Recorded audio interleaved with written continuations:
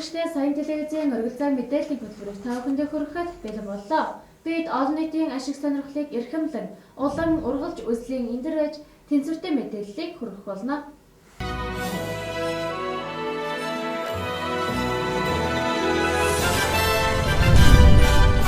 Сургалтын хөтөлбөрийн хэрэгжилтэнд дэмжлэг үзүүлэх арга зүйн үндэсний сургалт өнөөдөр манай аймагт эхэллээ. Нийтдээ 4 өдөр үргэлжлэх энэхүү сургалтанд аймаг сумын 2000 гаруй багш сургууль хүмүүжүүлэгчид оролцож байна. Уран даяар зохион байгуулагдаж байгаа энэхүү сургалтыг бэлтгэгдсэн 40 гаруй сургагч багш нар зааж байгаа юм байна.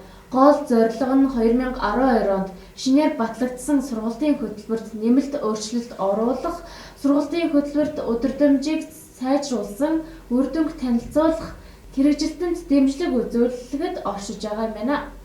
Сургалтыг 2 шаттайгаар зохион байгуулах бөгөөд багаангийн багш, сургуулийн өмнөх боловсруулалтын багш, хэл уран зохиолын багш, дуу хөгжмийн гэд хөлөг болгонд хуваагдаж аймгийн ерөнхий боловсруулалтын 1, 2, 3 дугаар сургуулиуд мөн ховд их сургуулийн аймаг дахь салбар сургууль, хөгжим драмын театр зэрэг газруудад нэгэн зэрэг зохион байгууллаа.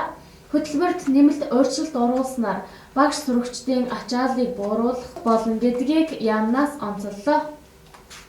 Сургалтын хөтөлбөрийн хэрэгжилтэд дэмжлэг үзүүлэх арга зүйн үндэсний сургалт өнөөдөр Баян-Улын аймагт эхэлж байна. Энд бол Баян-Улын аймагт нийт 2100 багш бол хамрагдах ийм төлөвлөгөөтэй байгаа. Одоогоор бол хэдэн удаа хамрагдаж байгааг бол боловсрол зорилгын газраас бол хараахан мэдээгүй байна.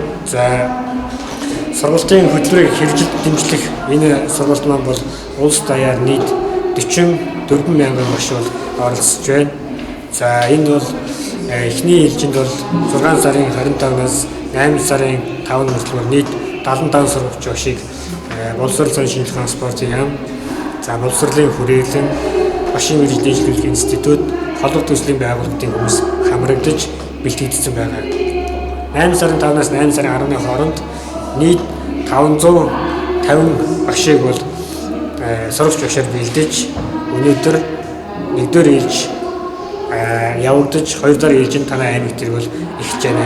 Манай багийн хувьд бол 47 хүний бүрэлдэхүүнтэй 40 хүний бүрэлдэхүүнтэй улс аймагт бол сургалтаа явуулсан. Одоо танай Баян-Улын аймаг дээр бол 47 хүний бүрэлдэхүүнтэй сургалтаа өнөөдрөөс эхлүүлж байна. Сургалтын маань зорилго бол хөтөлбөрийг бол хэрэгжиж байгаа хөтөлбөрийг бол хэрэгжилтийн дэмжих, түүнд арга зүйн дэмжлэг өгөх. Тэрнээс хөтөлбөрийг бол шинээр бий болгоод 2012 оноос хойш батлагдаад хэрэгжиж байгаа 14 оноос хойш хэрэгжиж байгаа энэ хөтөлбөрүүдэд сайжруулалт хийж тодорхой судалгааны үндсэн дээр зарим нэгэн агуулгуудыг хасах, зарим агуулгуудыг нэгтгэх, нэмэх ийм маягаар бол хөтөлбөрийн сайжруулалтыг бол хийж байна.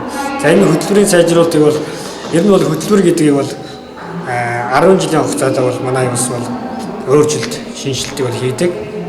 Энэ болохоор анхны удаа хийгдэж байгаа сайжруулалт. Өөрөөр хэлбэл 2014 онд батлагдсан хөтөлбөрийг сайжруулж байгаагаараа онцлогтой. Тэрнээс одоо шинэ хөтөлбөр бол хэрэгжиж байгаа зүйл бол биш. Хуучны зөв хөтөлбөрийн сайжруулалтанд оруулж одоо арга зүйн болон одоо үнэлгээний шалгуур нөхцөлийг бий болгож ингэж өөрчилж байна. Хэдэн багш оролцож байгаа гэдгийг хэлсэн үү? Баян-Улын аймагт Баян-Улын аймагт бол нийт сөвс баг дунд ахлаг гэд нийт 2100 багш оролцох төлөвлөгөөтэй байгаа. Биш гайврыг Улсын боловсролын сургууль, багшийн сургууль биш. Миний нэр бол Төлөө Өгдөөс Сүлээ гэдэг Баян-Улын аймгийн Үлгэн сумын Ловотор 3 дугаар сургуульд багаангийн машин мэргэжилтэй хүн. Улсад бол 28 жил ажилласан. Өнөөдөр энэ улс орон даяар багш нарын онол арга зүйн мэдлэг чадрыг дэвшүүлэх юм сайхан сургалт маань эхэлж байна. Энэ сургалтын бол өнөөдөр бид нар нэгдсэн сургалтанд оролцоод сууж байгаа. Энэ сургалтнаас бид нар бол их юм сурна гэдэгтээ найдаж байна. Энэ сургалт маань цаг үе олсон тийм ач холбогдол сургалт болно гэдэгт бас найдаж байна. За өнөөдрийн энэ сургалтнаас бол миний одоо саяны суугаад ойлгосноор бол сургалтын хөтөлбөрт маань жоохон өөрчлөлт орсон байна. Гэхдээ тийм агуулгын хувьд биш, зөвхөн юуны хувьд жоохон өөрчлөлт орсон гэж хэлсэн. Одоо энэ сургалтнаас та бүхнээс амжилт хүсье.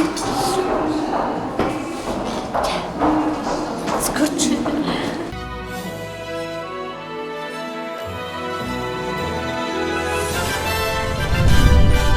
Шүүхийн шийдвэр гүйцэтгэх байгууллагын ажилтны өдөр жил бүрийн 8 дугаар сарын 4 дахь 7 хоногт тэмдэглэн өнгөрүүлдэг уламжлалтай байдаг байна.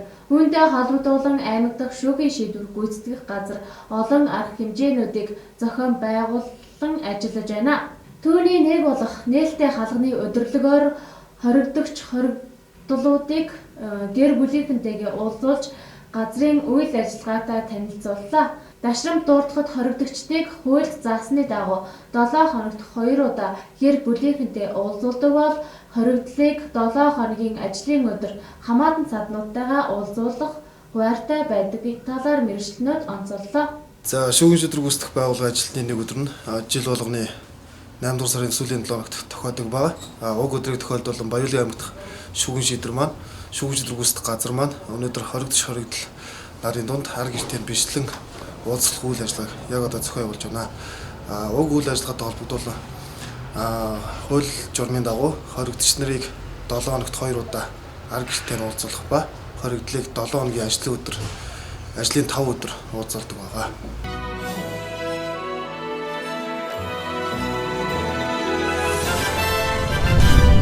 Намрын үед жимс ногоо ихээр орж ирж худалдаалагдаж байна. Үүнтэй холбогдуулан тарвсыг ямар нөхцөлд хадгалах, хэрхэн хадгалах, худалдаалж авахдаа юуг анхаарах талаарх аймгийн мэргэжлийн хяналтын газраас мэдээллээ. Тарвсыг 25 хэм дулаад хадгалагдсан байдлаар худалдан авах хэрэгтэй байдаг бөгөөд нарны тусгалд шууд ил задгаа худалдаалагдаж байгаа тарвсыг худалдан авахгүй байх хэрэгтэй байдаг байна. Эрдийн тарвс бөөрийн хийх хэлбэртэй байдаг бөгөөд үүнээс өөр хэлбэртэй байвал эрүүл биш болохыг мэргэжилтнүүд анхааруулж байна. Та бүхэн тарвс худалдан авахдаа импортоор оруулж ирж байгаа лабораторийн шинжилгээний баталгаажсан дүн, аюулгүйн үзүүлэлт хангасан тарвс худалдан авахыг зөвлөж байна. Намрын үед гадаад дотоодоос жимс ногоо ихээр орж ирж худалдаалагдаж байгаа. Тийм үү, ялангуяа энэ үед бол тарвс хийх худалдан борлогдож байна. Тарвсыг ил задгаа газраас халууны дулааны 25 градусын Цельстэй түнээс дээш хэмт худалдан борлогдож байвал авахгүй байхыг анхааруулж байна. Энэ тарвсыг болохоор 10 градусаас 15 градус температурт 2-оос 3-7 хоног хадгалах ёстой. Энэ хэрвээ 25-аас болон түнээс дээш хэмт хадгалагдж байвал 5 хоногоор буурдах тийм стандартын юутай үзүүлэлттэй. Тэгээд зүссэн харвсыг хөрөгч нь 3 өдрөөс ихгүй хугацаагаар хадгалах ёстой. Тарвс хэрвээ солирсон байвал хадгалах хугацаа багасж этилийн хий дотор өссөн байдаг. Тийм учраас тарвсыг ил задгаа газраас, халуун газраас худалдан авахгүй байхыг ард иргэдэд анхааруулж байна. Энэ хүрээд манай мэдээллийн хөтөлбөр маань өндөрлөж байна. Дараагийн хөтөлбөрөөрөө иргэн уулзалтаа баяртай үзэгчтэй.